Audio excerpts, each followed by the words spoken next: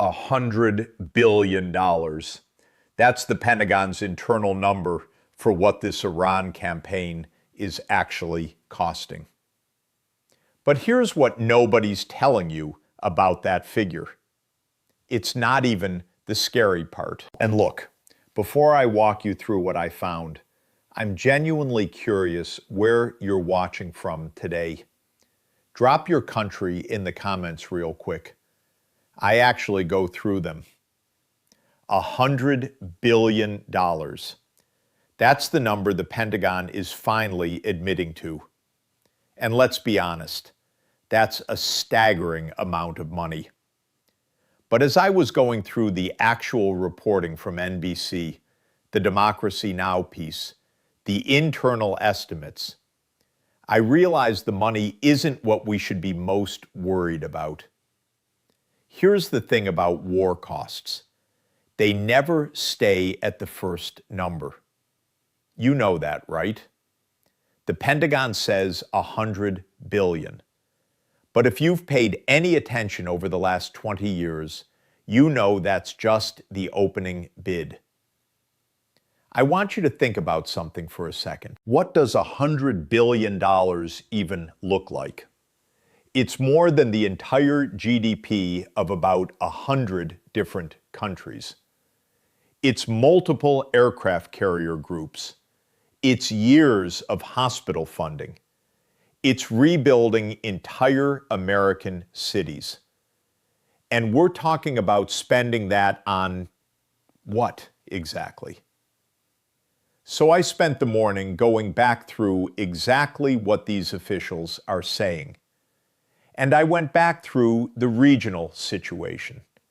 I looked at what's been happening with the Israeli military campaign.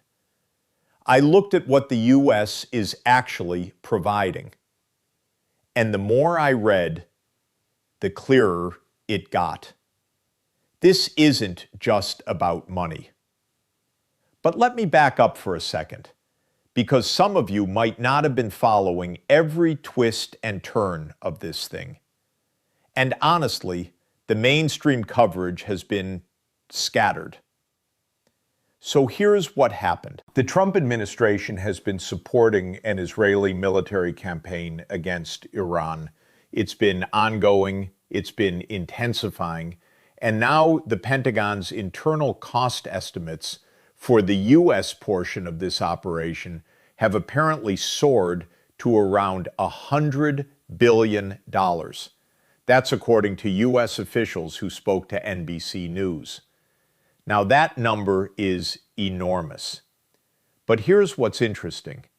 The officials who leaked that number, they didn't just leak it because they wanted to brag about spending. They leaked it because they're worried. And that worry, that's the part most people are missing.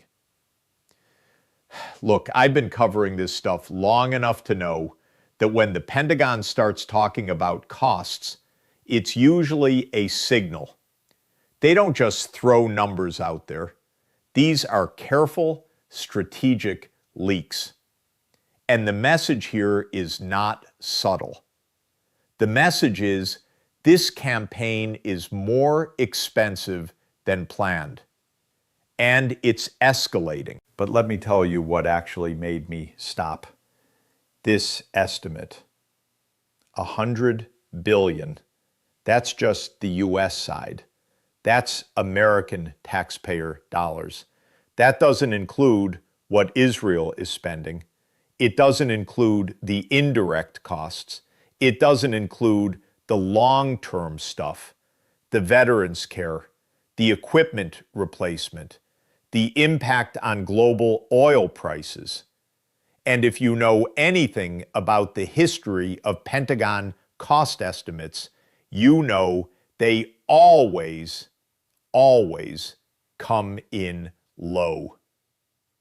Remember when they told us the Iraq War would cost 50 to 60 billion total? And it ended up costing over 3 trillion. 3 trillion. So when I hear $100 billion, I don't hear 100 billion. I hear a starting point. And that's not even the part that's keeping me up at night. Because here's what these officials are actually saying behind the scenes. And this is the part that needs to be said. The military campaign against Iran, it's not a clean operation. It's not a one and done strike. It's grinding. It's messy. It's dragging on. And nobody in the administration wants to admit that publicly. So let me walk you through the reality of what's happening. The Israeli military has been conducting strikes against Iranian targets, nuclear facilities, military installations, supply lines. And the U.S. has been providing support, intelligence, logistics, air refueling, defensive systems. But here's the thing about Iran. It's not Iraq. It's not Afghanistan.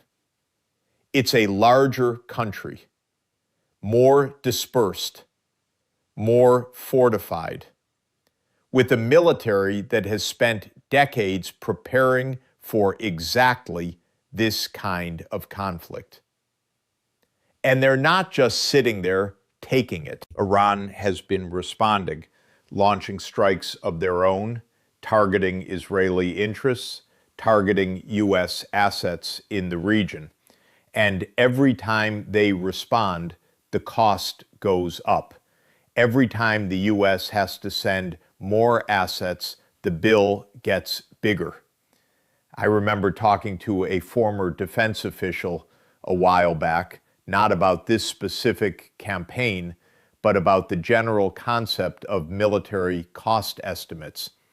And he said something that stuck with me.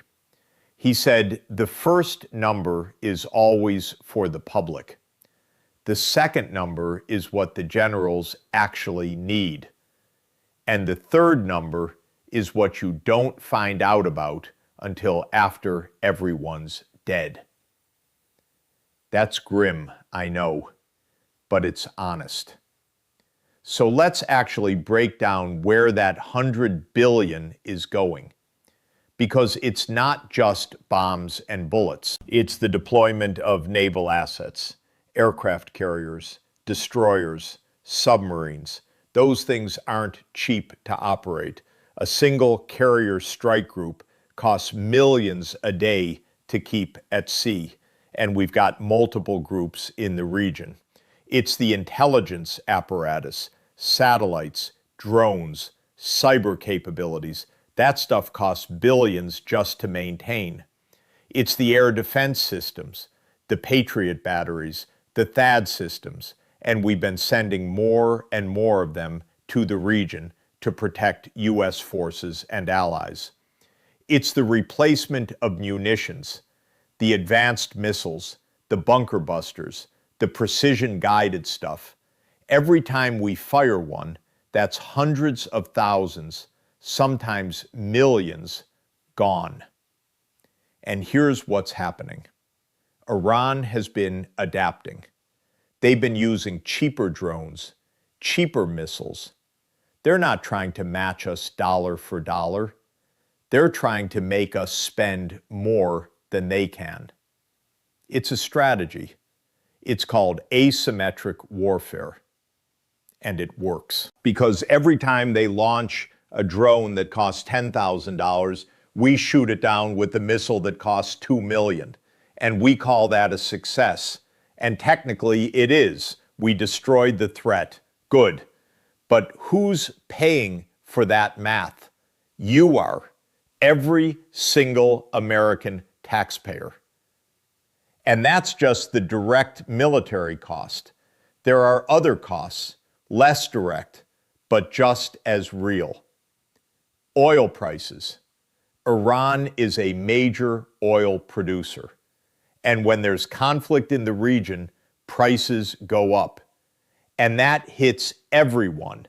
It hits the person driving to work. It hits the small business owner.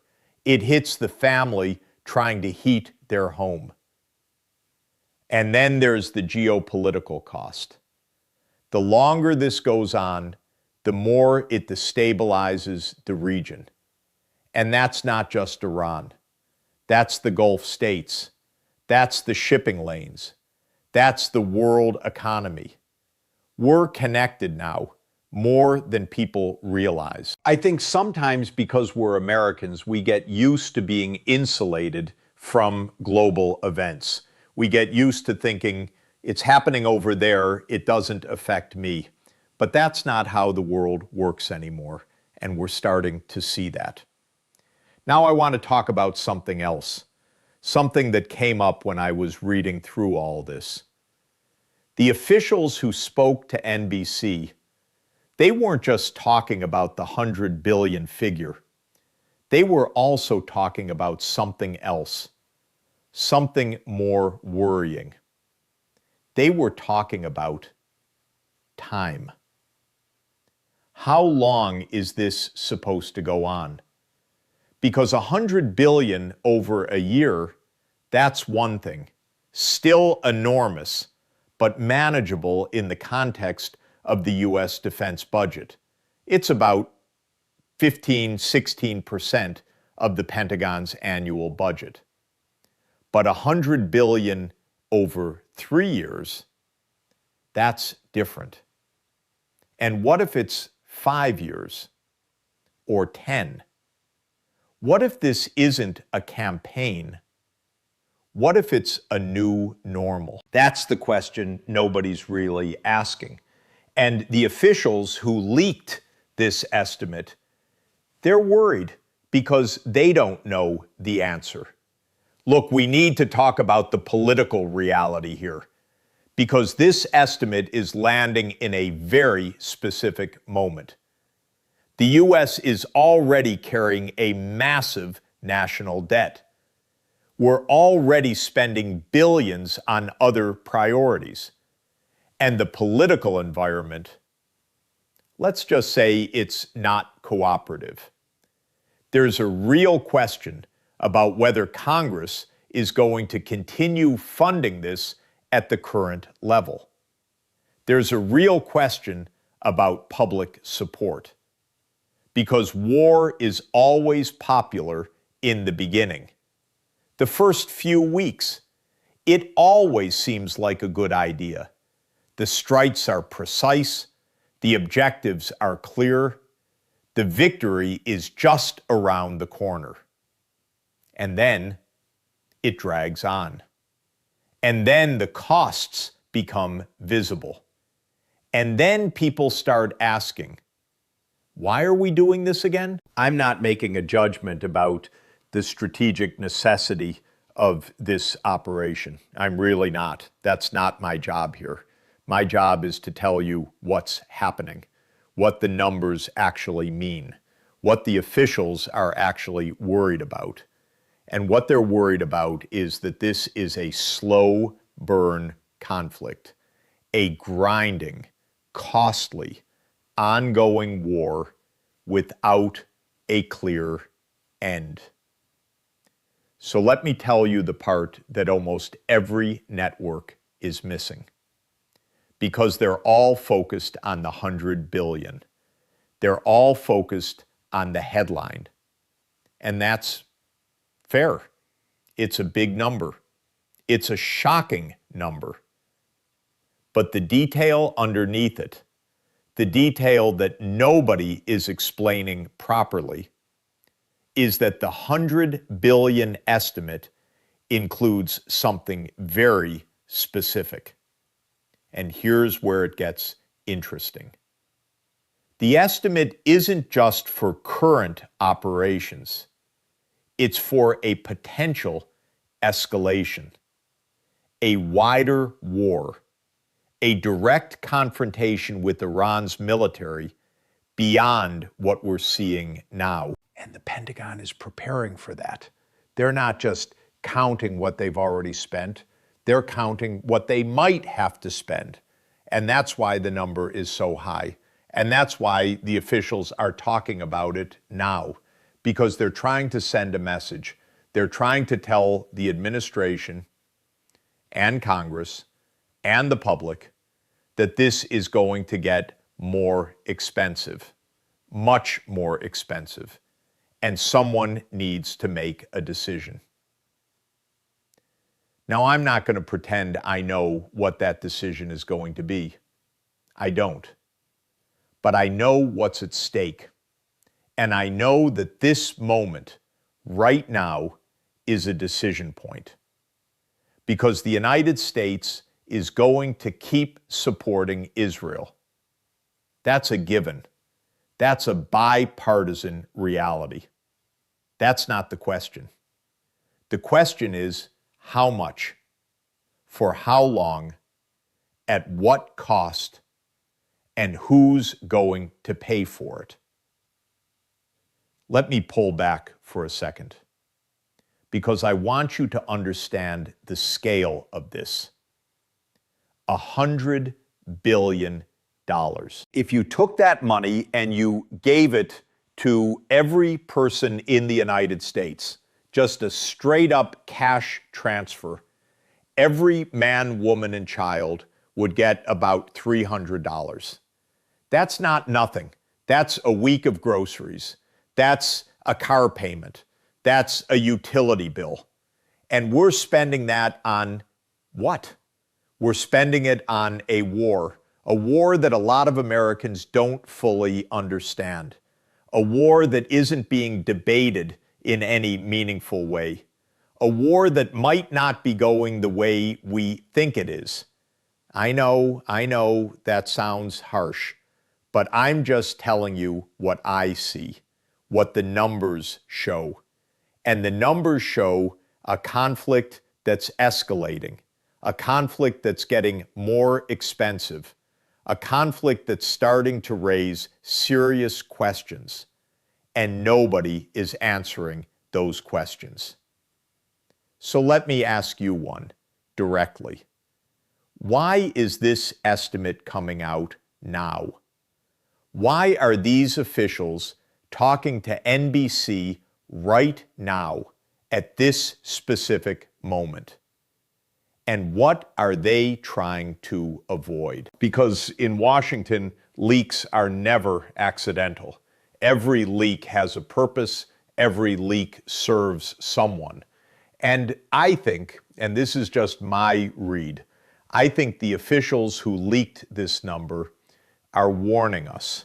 They're warning us that the cost is spiraling, that the original plans are no longer realistic, that the operation is bigger, harder, and more expensive than anyone anticipated. And they're giving us that information so that when the real cost comes out, when it's $200 billion or $300 billion, we can't say we weren't told. This is what happens every time. When the costs become too big to hide, they start leaking them slowly in small pieces so the public gets used to the idea. First it's 50 billion, then it's 100 billion, then it's 150. And by the time the real number comes out, nobody's shocked. It's just another number. But you know what I think? I think we should be shocked. I think we should be shocked that we're spending $100 billion on a military campaign that nobody even really voted on, that Congress barely debates, that the public barely understands. And I think we should be asking, why? There was a time in this country when military intervention was serious, when it was debated, when people really asked the hard questions. That feels like a long time ago now.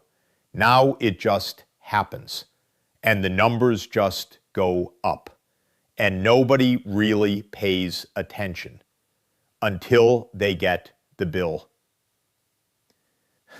Look, I don't have all the answers. I'm not sitting in the Situation Room. I'm not at the Pentagon. I don't know the classified intelligence. But I can read and I can do math. And the math here is troubling. So let's talk about what happens next, because 100 billion is not the final number. It's never the final number. So what's going to happen is this. Over the next few months, the costs are going to keep rising. There's going to be more leaks, more estimates, more tension. And at some point, Congress is going to have to decide, do they authorize more funding? Do they put limits on the operation? Do they start asking the hard questions?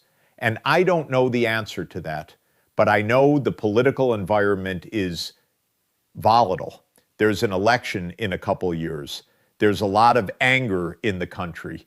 There's a sense that things are out of control. And a $100 billion war is not going to calm that down. I think, and this is just my opinion, I think the American people are going to start paying closer attention. I think they're going to start asking the questions that the officials are afraid to ask. And I think that's a good thing, because these decisions shouldn't be made in the dark. These decisions affect everyone. They affect the soldiers who are deployed. They affect the families who are waiting for them. They affect the taxpayers who are paying for it. They affect the global economy. And they affect our future. Because every dollar we spend on this war is a dollar we don't spend on something else. And that's a choice. Every single dollar is a choice. And I think we should be aware of those choices.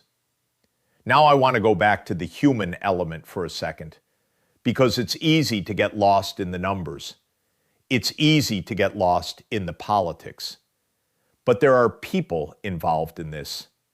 American service members, Israeli soldiers, Iranian civilians.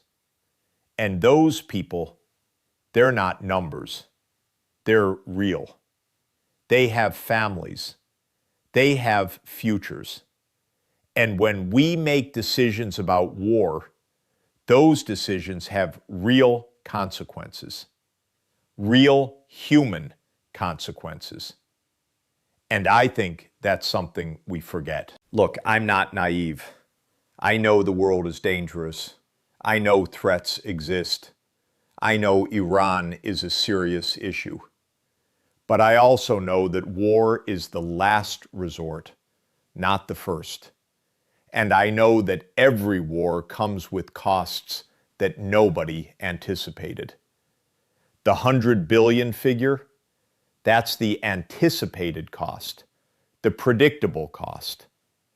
The unpredictable costs are the ones that will really hurt. The destabilization of the region, the rise of new threats, the long-term damage to the global economy, the impact on American families, the trauma of veterans. Those costs don't show up on the Pentagon's spreadsheets, but they're real. So here's where I land. This is a moment of truth. The administration has a choice. Congress has a choice. The American people have a choice. We can keep heading down this road. We can keep escalating. We can keep spending money we don't have on a war that's not working. Or we can pause, ask the hard questions, demand answers, and make decisions based on reality, not on wishful thinking. I don't know which path we'll take, but I know that the path we're on right now, it's not sustainable. And the costs, the real costs, they're not being talked about. And that's what keeps me up at night. I remember hearing about the Iraq War estimates in 2003. 50 to 60 billion, they said. Quick and easy, they said. And look what happened. $3 trillion. Over 100,000 Iraqi civilians killed. Over 4,000 American service members killed. Countless others wounded, physically and mentally. And the region, more unstable than ever. And we learned that war is not a computer game. It's not a simulation. It's real. The consequences are real, and they last for generations. And here we are again, 20 years later, and we're making the same mistakes. And I'm tired of it. I'm tired of being told that everything is fine when it's not. I'm tired of being told that costs are under control when they're not. I'm tired of being told that wars are nearly over when they're just beginning. I'm tired of the lies, the half-truths, the spin, the strategic leaks. I want the truth, the whole truth, and I think you deserve it too. So let's get back to that number, 100 billion. You need to understand that this is not a static number. It's not set in stone. It's going to grow. And the more you hear about it, the more normalized it will become. That's the playbook. It always is. First, the number is shocking. Then it's just part of the conversation. Then it's forgotten. And then the next number comes out, and it's even higher, and we've moved on. But I don't want to move on. I want to stay with this number, with what it means, with what it costs. Because every time we don't ask the question, every time we accept the number and move on, we're complicit. We're complicit in the next war, and the next, and the next. Look, I know this is heavy. I know this is not the kind of thing you want to think about on a day off. I know it's depressing. But I also know that if we don't think about it, who will? The politicians? They're busy with the next election. The generals? They're busy with the next operation. The media? They're busy with the next headline. The only people who can really ask the hard questions are us, the voters, the citizens, the people who pay the bills, who send their children to war. We're the only ones who can say, enough is enough. Now, I want to be clear about something. I'm not saying we should never use military force. I'm not a pacifist. I understand that there are times when force is necessary. But I am saying that force should be a last resort. And I'm saying that before we go to war, we should know what we're getting into. And we should be willing to pay the real costs. And the real costs of this Iran campaign are still unclear. We don't know how long it will last. We don't know how much it will ultimately cost. We don't know what the region will look like when it's over. We don't know the second order and third order effects. But we do know one thing. The cost estimate is rising, and it will keep rising until someone makes a decision. So here's the question I keep coming back to. Is this war worth $100 billion or more?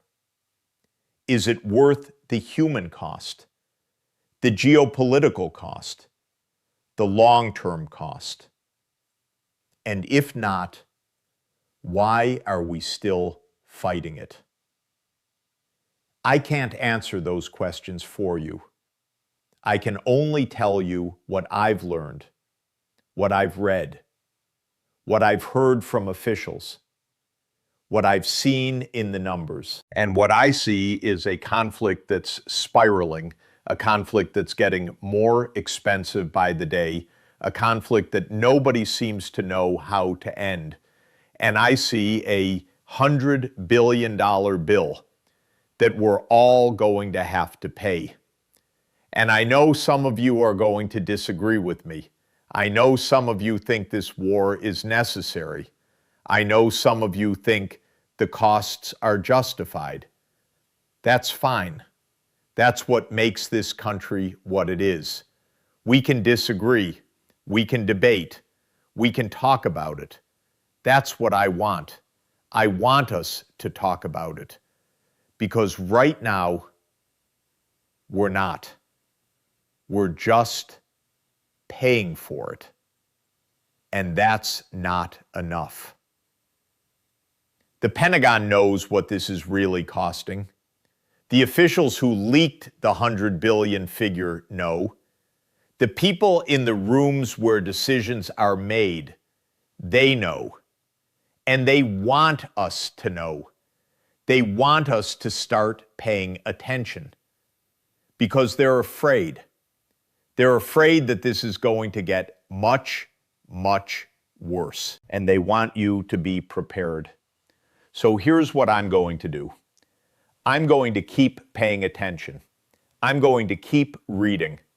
I'm going to keep digging. I'm going to keep telling you what I find. And you can decide what to do with that information. But at least you'll have it. At least you'll know. Because that's the first step. Knowing. All right. That's what I've got for you today. $100 billion and the real story behind it. Thanks for sticking with me through this one. I know it was a lot. I know it was heavy. But I think it was important. And I think you deserved to hear it. Before I go, I'll just say this. I'm going to keep watching this situation. I'm going to keep tracking the numbers. And when I find out more, I'll share it with you. Because that's the whole point of this channel. Keeping you informed. Giving you the context.